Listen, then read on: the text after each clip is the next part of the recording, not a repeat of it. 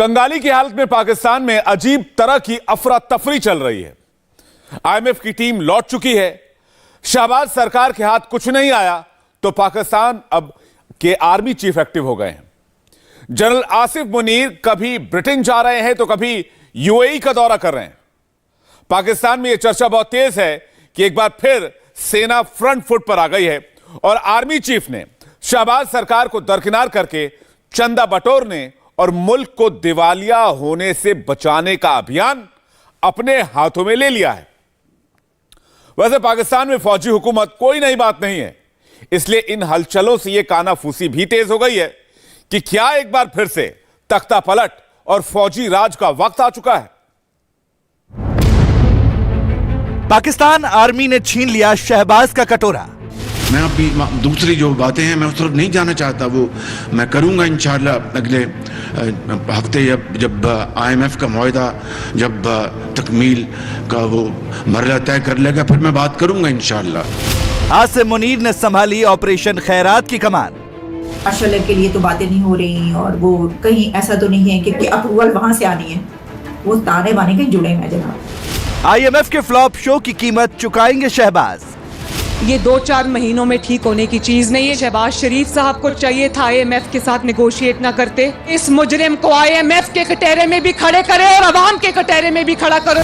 दाईं तरफ यूएई के राष्ट्रपति मोहम्मद बिन जायद और बाईं तरफ पाकिस्तान के आर्मी चीफ आसिफ मुनीर। इस तस्वीर को लेकर दिवालिया पाकिस्तान में अफवाहों का बाजार तेजी से गर्म हो रहा है। कहा यह जा रहा है कि कर्ज के लिए यूएई को मनाने की कमान अब पाकिस्तान आर्मी ने संभाल ली है।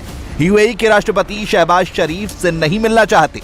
इसी साल जनवरी में यूएई के राष्ट्रपति ने पाकिस्तान दौरा ऐन मौके पर रद्द कर दिया था। कंगाली के मुहाने पर खड़े पाकिस्तान को अभी भी यूएई से पैसे मिलने की उम्मीद है। इस वक्त में उनका वहां पर जाना और आईएमएफ का ये कहना कि अब वाशिंगटन से अप्रूवल आएगी और वहां के डिक्लेरेशन का इंतजार किया जाएगा, तो क्या इसके ऊपर मजीद बातचीत की जाएगी वहां पर। अब हमारे आर्मी चीफ अमेरिका पहुंच गए हैं। जितने मुंह उतनी बातें कि जनाब ये तो कहीं मार्शल के लिए तो बातें नहीं हो रही और वो कहीं ऐसा तो नहीं है कि कोई और बात जो है वो करवानी है। तो मुझे लगता है कि ये जो आईएमएफ का सारा चल रहा है ना कि अप्रूवल वहां से आनी है, तो वो ताने बाने के जुड़े हैं जनाब। अब वहां पर हो सकता है कि ये आईएमएफ का जो वाशिंगटन की अथॉरिटीज हैं वो वहां पर बातचीत करें, टॉक्स करें और कहें कि जनाब ये होना चाहिए, वो होना चाहिए। यूएई दौरे से पहले आसिफ मुनीर ब्रिटेन में भी थे। आईएमएफ से बातचीत बेपटरी होते ही पाकिस्तानी आर्मी चीफ एकदम एक्शन में आ गए, जिससे पाकिस्तान और दुनिया को यही संदेश जा रहा है कि शहबाज से ना हो पाएगा। पॉलिसी भी तो ये फौजी बनाती है, एस्टेब्लिशमेंट ही बनाती है, एजेंसी बनाती है। इनके हाथ में तो कुछ नहीं है पॉलिटिशियंस के। हाँ, इनकी गर्दन जरूर पतली है कि सब कुछ इन्हीं को कहा जाता है। फौजी जर्मन है, फौजी भी तो हमारे भाई पाकिस्तानी है ना जी। तो फिर वो नहीं चाहते कि पाकिस्तान बचे, जिंदा रहे, उनकी ख्वाहिश नहीं। आपके फौजी भाइयों ने 3 पार्टियां बना दी हैं, 3 खुदा क्रिएट कर दिए हैं। पाकिस्तान भी बना लें आज तो क्या बात होगी। यही मेरी रिक्वेस्ट। मैं किसी से रिक्वेस्ट नहीं कर रहा हूं, अपने फौजी भाइयों से रिक्वेस्ट कर रहा हूं कि खुदारा पाकिस्तान बना लें, खुदारा पाकिस्तान बना लें।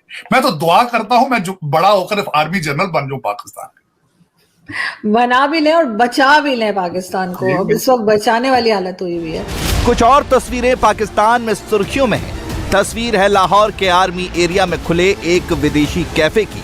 पाकिस्तानी फौजियों के बच्चे इस महंगे कैफे में एंट्री के लिए लाइन लगाकर खड़े हैं, तो दूसरी तरफ पाकिस्तान के शहर शहर में आम लोग सस्ते आटे के लिए लंबी लाइनों में इंतजार कर रहे हैं। इंतजार की ये 2 तस्वीरें पाकिस्तान में लूट का पूरा इतिहास बता रही हैं। पंजाब ने 100 से ज़्यादा मिल्स का गंदम कोटा मुअत्तल कर दिया है। फ्लावर मिल्स ने कल से पंजाब में हड़ताल का ऐलान किया है, जबकि अक्सर फ्लावर मिल्स आज ही बंद कर दी गई हैं। जवाद बताएगा मिल्स का कोटा क्यों मुअत्तल किया गया है और मार्केट में आटे की किल्लत दूर करने के लिए क्या इकदाम किए गए हैं। लोगों को इस वक्त आटे की जो सप्लाई हम देख रहे हैं दुकानों पर, वो उसमें तातुल आना शुरू हो गया है। कल से जब मिलें बंद होंगी तो ये तातुल बढ़ेगा। हालांकि कुछ फ्लोर मिलों ने सेक्रेटरी फूड को ये यकीन दहानी कराई थी कि हम सप्लाई मुअत्तल नहीं होने देंगे, आटे का बहरान नहीं होगा। किसी गरीब को क्यों का जवाब मिलेगा? नहीं मिलेगा। सिर्फ उसको क्या मिलेगा? ठुड्डे मिलेंगे। भैंस के आगे बीन बजाओ, जुल्म नहीं करो, ये हमें बताया जाए। हमारे लिए कौन सा रास्ता है पाकिस्तान में? हम पाकिस्तानी नहीं है। हम कहाँ के रहने वाले हैं? पाकिस्तानी है, कलमा नबी का पढ़ते, ला इलाहा इल्लल्लाह मुहम्मदुर रसूलुल्लाह। तो हमारे हुक्मरान भी यही पढ़ते हैं यार। पूरी दुनिया में जितने मुल्क भी हैं, किसी मुल्क में अगर ऐसा होता है जो हमारे साथ हुआ है तो मैं क्यों का जवाब नहीं लूंगा। इस वक्त आम पाकिस्तानी की जिंदगी पर मुसीबतों का कैसा पहाड़ है, समझने की कोशिश कीजिए। आटे की कीमत 170 रुपए किलो है, दूध 210 रुपए लीटर है, पेट्रोल 250 रुपए लीटर है और रसोई गैस का सिलेंडर 3800 रुपए का है।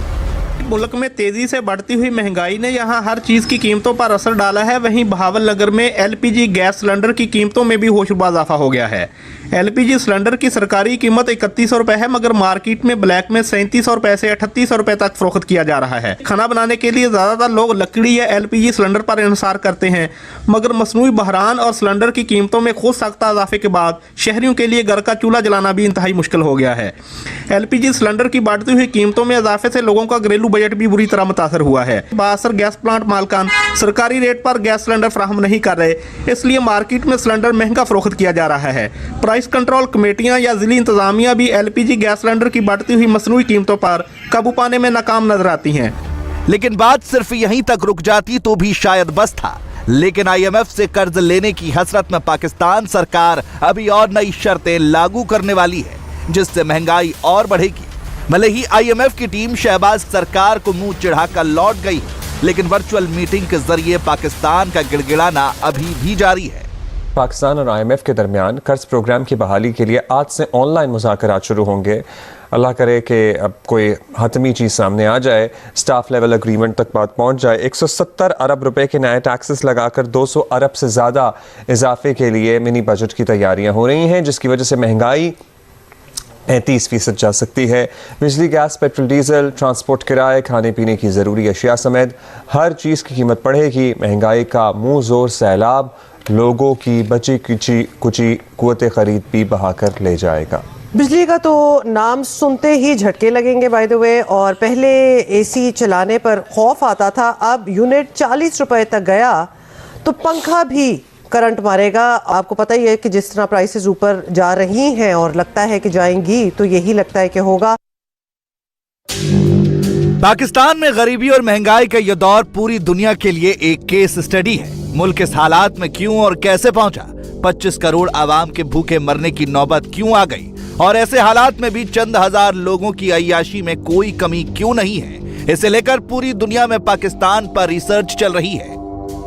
नरेंद्र मोदी जो उनके प्राइम मिनिस्टर हैं, उन्होंने ये कहा कि अगर आप अपने, यानी कि हमें बगैर नाम लिए उन्होंने पॉइंट आउट करते हुए पाकिस्तान के हवाले से कहा कि देखने कोई दुनिया पैसे देने को तैयार नहीं है, दुनिया कर्जा देने को तैयार नहीं है, भूख की वजह से, गंदुम की वजह से, यानी यहाँ पे क्या हालात हैं उन्होंने एग्जाम्पल दे रहे हैं। जी बिल्कुल ऐसे ही है, बिल्कुल ऐसे ही है। देखिए गलत तो गलत है ना यार, वो उसको कोई सही कहे।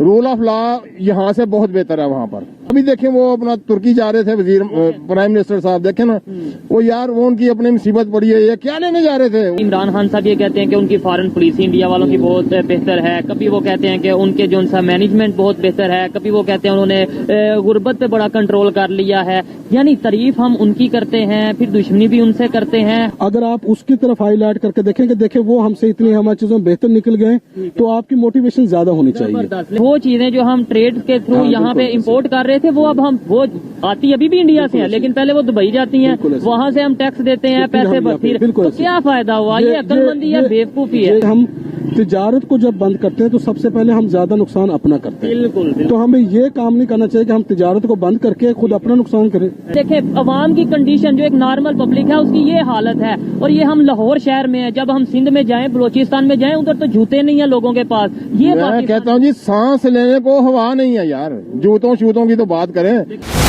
महंगाई में पिस रहे पाकिस्तानियों का दर्द तब से दोगुना हो गया है जब से भारत ने टर्की की तरफ मदद का हाथ बढ़ाया है।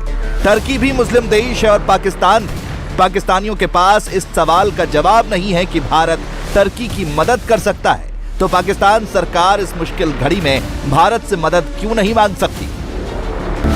पाकिस्तान को इस नौबत तक पहुंचाने के लिए कोई एक नेता या सरकार जिम्मेदार नहीं है। पाकिस्तान पर कुल 130 अरब डॉलर का कर्ज है, इसमें से 52 अरब डॉलर इमरान खान ने लिया, 50 अरब डॉलर नवाज शरीफ ने लिया और 25 अरब डॉलर पीपीपी यानी भुट्टो की पार्टी की सरकारों ने लिया। लेकिन आज कोई भी अपनी जिम्मेदारी लेने को तैयार नहीं है। नवाज शरीफ के 4 साल में आटा 1 रुपया नहीं बढ़ा, 35 रुपए किलो पर रहा या नहीं रहा? IMF के मुआहदे के बावजूद चीनी 50 से 55 रुपए किलो रही 4 साल या नहीं रही? डॉलर 100 से नीचे रहा या नहीं रहा? और ये वही बेहिस इंसान है ना जो जब इक्तदार में था तो कहता था मैं आलू प्याज की कीमतें कम करने नहीं आया।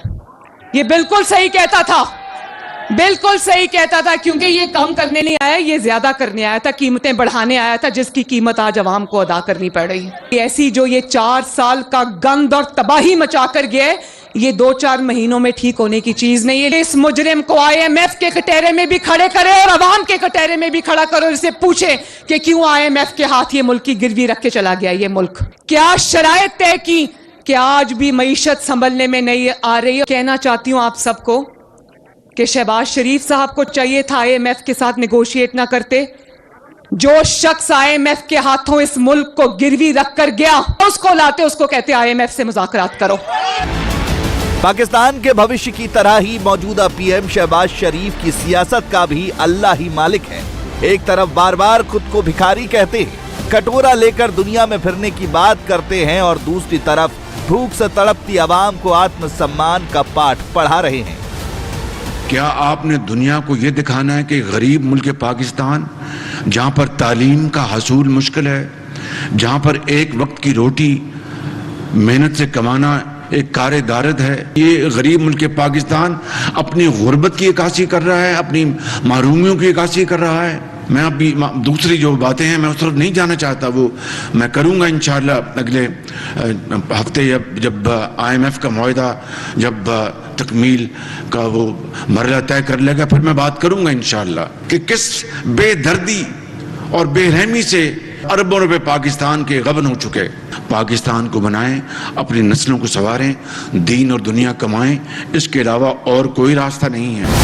कुर्सी से बेदखल हुए इमरान का भी अलग ही राग है। शहबाज सरकार को उखाड़ने के लिए वो पाकिस्तान के लोगों को रोज रोज मदीना की रियासत का ख्वाब दिखाते हैं और जिहाद का पाठ पढ़ाते हैं। क्या होना चाहिए था पाकिस्तान को, हम यही नहीं समझ सके कि इसकी बड़ी एक अजीम ख्वाब था, मिशन स्टेटमेंट थी, इस्लामी फलाई रियासत, बेसिकली मदीना की रियासत के असूलों पे खड़ा होना, जो मेरे नबी सल्लल्लाहु अलैहि वसल्लम ने मदीना के रियासत पे सेट किए थे जो असूल। इधर इमरान ने जिहाद का नारा लगाया और उधर जनता ने तुरंत जवाब दिया। ननकाना साहिब में एक ईसाई शख्स को इस्लाम के खिलाफ काम करने के आरोप में उन्मादी भीड़ ने सड़क पर घसीट कर मार डाला और सड़क पर ही आग के हवाले कर दिया।